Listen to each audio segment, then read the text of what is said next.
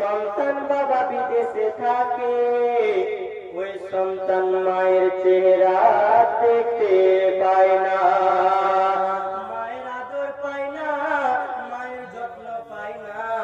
বাবা যারা প্রবাসে কাজ করে তাদের মতো দুঃখী কেউ নাই।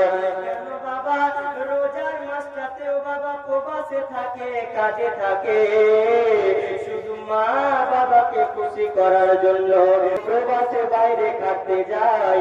মায়ের আদর পায় না বা মায়ের যত্ন পায় না, সারা জনম বিদেশে কাটিয়ে দেয়।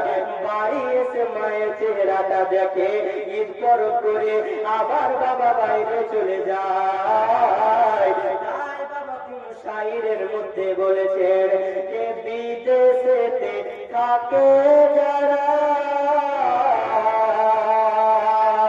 মায়ের আদর পায় না তারা রে, আরে কবে যাব বাড়ি ফিরে,